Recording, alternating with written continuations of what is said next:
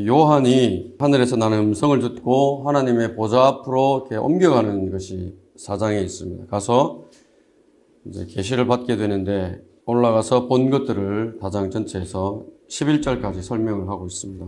자, 이게 이제 요한입니다. 우리 4장 1절, 2절을 한번 보실까요? 일 후에 내가 쳐다보니 보라 하늘에 한 문이 열려 있는데 내가 들은 첫 음성은 나팔 소리 같았으며 내게 말하여 이르기를 이리 올라오라. 내가 이후에 마땅히 일어나야 할 일들을 내게 보여주리라 하더라. 또 내가 즉시 영 안에 있게 되었는데 음성을 이제 듣자 영 안에 있게 된 것입니다. 보라 하늘에 한 보좌가 놓여 있고 한 분이 그 보좌에 앉으셨는데 셋째 하늘에 가서 보좌에 앉으신 분을 이제 보게 되는 겁니다. 여기 그림 보시면 여기가 이제 문입니다. 표현을 그렇게 한 겁니다. 나팔 소리 같은 음성을 들었다고 했고 그 음성에서 이리 올라오라라고 불렀을 때에 즉시 이제 보좌 앞으로 인도가 되는 겁니다. 요한은 그래서 대환란이 시작되기 전에 휴거되는 교회를 예표하는 사람입니다. 교회라고 하는 단어가 요한계시록 3장 22절에서 마지막으로 나옵니다. 그래서 4장부터 그 다음 나오는 21장까지는 두 번 다시 교회라고 하는 단어가 언급이 되지 않습니다. 요한계시록에서는 하늘이 두 번 열립니다. 이 4장 1절에서 요한이 휴거될 때 한 번 열리고 19장에서 만왕의 왕이신 예수님께서 재림하실 때 하늘이 열립니다. 두 번 열립니다. 기대하는 장면입니다. 그죠? 하늘에 문이 열렸을 때 뭐가 있었습니까? 나팔 소리 같은 음성이 있었습니다. 이 나팔 소리 같은 음성이 또 어디에 나오냐면은 데살로니가전서 4장 16절에 보면 나팔 소리 같은 음성이 또 나옵니다. 주께서 호령과 천사장의 음성과 하나님의 나팔 소리와 함께 하늘로부터 친히 내려오시리니 그러면 그리스도 안에서 죽은 자들이 먼저 일어나고 그리고 나서 살아남아있는 우리도 공중에서 주와 만나기 위하여 그들과 함께 구름 속으로 끌려 올라가리니 그리하여 우리가 영원히 주와 함께 있으리라. 그러므로 이러한 말로 서로 위로하라. 영찬아 부르십니다. 그죠? 그러면 네 하고 올라가는 겁니다. 구름 속으로 끌려 올라갑니다. 지금 이 사람들을 끌려 올라가고 있죠? 여러분 우리도 다 이제 이름을 부릅니다. 근데 그 이름 부르는 소리가 어떤 소리 같다고 그랬어요? 나팔 소리 같은 그런 음성이 이제 들리는 겁니다. 자, 이리 올라오라. 고린도전서 15장 52절에 보면 뭐라고 말씀하시냐면 마지막 나팔 소리에 눈 깜짝하는 순간에 그러하리라 그렇게 말씀합니다. 휴거는 나팔 소리가 나면 눈 깜짝하는 순간에 일어나게 됩니다. 누가 먼저 일어납니까?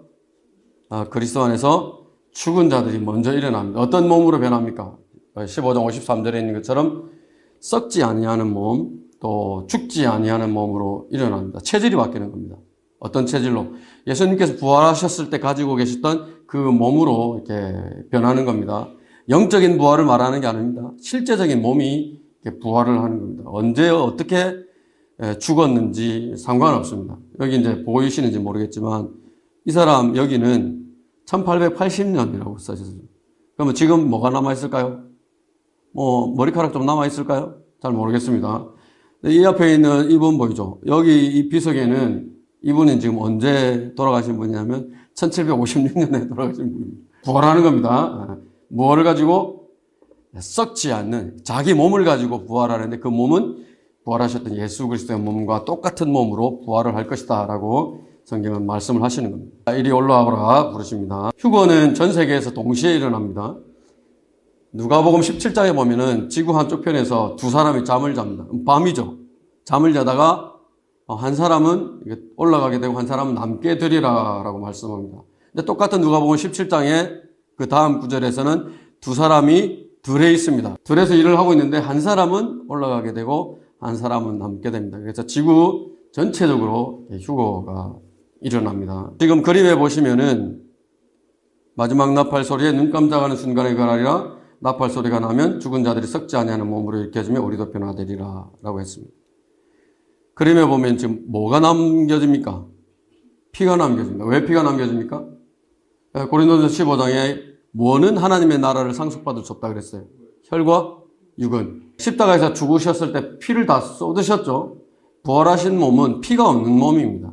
살과 뼈만 있는 몸입니다. 그래서 우리가 그분과 똑같은 몸으로 변모된다고 했을 때 우리도 피가 없는 몸으로 이렇게 변모가 되는 겁니다. 그래서 피가 지금 이제 다 쏟고 나가는데 이 뭐 하는 장면입니까? 장례식입니다. 장례식인데 이 관에 누워 계신 분이 지금 올라갔습니다. 그리스도인이었던 모양입니다. 장례식에 참석했던 사람 중에 몇 사람이 그렇게 피만 남겨놓고 다 변화가 돼서 올라가고 남겨진 사람은 화들짝하고 이게 도대체 무슨 일이지 하고 놀라고 있는 것입니다. 그리스도인이라고 하면은 반드시 이렇게 부르실 때에 올라가게 되는 것입니다. 어디에서 어떻게 죽었는지 상관이 없습니다. 살해를 당했든 물에 빠져서 죽었든 아니면 무덤에 묻혀있든 불태워졌든 신약시대에 구원받은 성도라고 하면 반드시 일어나게 되는 거예요. 바다에서 죽었던 사람들이 몸이 일어나는 것을 우리 그림에서 이렇게 보여주고 있습니다. 대환란이 있기 전에 이 일이 일어납니다. 그래서 이사야서 26장에 보면은 이렇게 기록이 되어 있습니다. 내 백성아 오라 내 방들에 들어가서 내 문들을 닫고 그 분노가 지나갈 때까지 잠깐 동안만 숨으라 라고 말씀합니다. 우리는 하나님께 사랑하신 교회는 대환란을 통과하지 않는 거예요. 보라 이는 주가 땅의 거민들을 그들의 죄악으로 인해 벌하시려고 그의 처소에서 나오심이니 땅도 피를 드러내고 그 살해당한 자들을 더 이상 가리지 않을 것입니다 라고 말씀을 하는 것입니다. 휴거라고 하는 말, 랩처라고 하는 말은 데살로니가전서 4장 17절에 보면 끌려 올라간다고 말씀. 그리고 나서 살아남아 있는 우리도 공중에서 주와 만나기 위하여 구름 속으로 끌려 올라가리니 할 때 그 끌려 올라가리니가 이 휴거에 해당되는 말입니다. 이 휴거라고 하는 단어에는 어떤 의미가 있냐면 황홀하다라고 하는 것, 또 극도의 환희라고 하는 의미가 있습니다. 지금 우리 몸은 어떻습니까? 오늘 병원에 가서 무릎에 물을 빼지 않으면 내일 클러치를 못 밟아요. 오늘 병원에 가서 물리치료 안 받으면 내일 운전대를 잡을 수 없는 그런 몸이죠. 그런데 그런 내 몸이 눈 깜짝했다가 떴는데 슈퍼맨이 돼 있는 거예요. 1초 만에 지구에서 달까지 갈 수 있는 그런 몸이 된 겁니다. 대단하지 않겠어요? 환희가 느껴지지 않겠어요? 근데 누가 불러서 누구한테로 지금 가고 있습니까? 나한테 복을 주신 분입니다. 나한테 생명을 주신 분이고 나를 하나님의 아들 삼아 주신 분이고 나에게 유업을 주시는 분, 나와 영원히 거하겠다고 하시는 분, 그분이 얼마나 보고 싶습니까? 그죠? 그분이 나를 부르시는 거예요. 그분께로 가는 겁니다. 극도의 환희라고 하는 표현이 적절합니다. 그래서 휴거라고 했을 때 그런 모든 의미가 다 들어가 있는 겁니다. 이 휴거는 요한계시록에서 첫 번째 부활이라고 또 말씀을 하시는데 세 번에 나누어서 이루어집니다. 고린도전서 15장 23절에 보면은 그러나 각자 자기 서열대로 되리니 그리스도가 첫 열매들이요. 그 다음은 그리스도께서 오실 때 그분께 속한 사람들이라. 그 후에는 끝이 오리니라고 말씀을 하십니다. 첫 열매들이라고 했을 때는 예수님께서 숨을 거두셨을 때에 무덤에서 살아났던 사람들이 있습니다. 우리 기억하시죠? 마태복음 27장을 한번 보십니다. 50절부터 보시면 예수께서 다시 큰 음성으로 소리 지르신 후 숨을 거두시더라. 그런데 보라 성전의 휘장이 위에서 아래까지 둘러 찢어지고 땅이 흔들리며 바위들이 갈라지고 무덤들이 열리며 잠들었던 많은 성도들의 몸이 일어났으며 라고 되어 있죠. 부활한 겁니다. 살아난 겁니다. 그래서 첫 번째 부활을 했을 때에 세 부분으로 나누어지는데 이 첫 번째 그리스도가 첫 열매들이요 했을 때는 바로 이 부분을 이렇게 말씀을 하는 겁니다. 그리스도께서 오실 때 그분께 속한 사람들은 누구를 말합니까? 저와 여러분을 말합니다. 교회 시대에서 구원받은 모든 그리스도인들 같이 이제 휴거가 됩니다. 마지막으로 남은 사람들이 있습니다. 남겨지는 대환란 가운데에서 순교당하는 사람들, 그 후에는 끝이 오리니라고 말씀하실 때 이 부분, 요거는 또 한번 찾아볼까요, 우리가? 요한계시록 11장을 한번 가보시면, 요한계시록 11장 12절에 그들이 하늘로부터 나는 큰 음성을 들었는데 그들에게 말하기를 이리 올라오라. 같은 말씀이 들립니다. 그죠? 같은 음성이. 함으로 그들이 구름을 타고 하늘로 올라가니 그들의 원수들이 그들을 바라보더라. 누구를 말하냐면 대환란 기간 동안에 와서 예언을 하게 되는 1260일 동안 예언을 하게 되는 모세와 엘리야를 말합니다. 42달이라고 되어 있어. 42달 동안. 예언을 하는데 이 나중에 7절에 보시면은 이 짐승이 이 사람들과 이 두 선지자와 이렇게 전쟁을 해서 죽입니다. 죽여서 장례도 지내지 않고 얼마나 원한이 사무쳤으면은 길 내에 시체를 그냥 널브러뜨려서 나뒹굴게 만드는데 3일 후에 하늘에서 음성이 들려서 이 사람들이 이렇게 부활을 해서 올라가게 됩니다. 모세와 엘리야, 대환란 기간 동안에 휴거되는 모세와 엘리야를 대표가 되는 순교한 사람들, 그 사람들이 있는 것입니다. 대환란 기간 동안에. 첫 번째 부활을 했을 때는 이 세 부분으로 나누어서 이 세 가지를 모두 다 첫 번째 부활, 이렇게 우리가 성경은 이제 말씀을 하고 있습니다. 이렇게 해서 요한이 과정을 통과해서 하나님의 보좌 앞으로 인도가 됩니다. 3절부터는 하늘로 올라가서 본 모습을 기록합니다. 뭐를 봤느냐? 요한계시록 4장 3절에 보시면 앉으신 분의 용모가 벼옥과 홍보석 같으며 그 보좌를 두른 무지개는 에메랄드 같이 보이더라. 그 보좌 주위에는 24좌석이 있는데 내가 본 그 좌석들에는 흰옷을 입은 24 장로가 앉아있고 그들은 금으로 만든 멸류관을 썼더라. 머리에 썼더라 라고 되어 있습니다. 뭘 봤습니까? 수정 같은 유리바다. 이 보좌가 있고 이 앞에 이렇게 쭉 보이시죠? 거울 같습니까? 네, 거울 같죠. 유리바다. 이걸 유리바다라고 말합니다.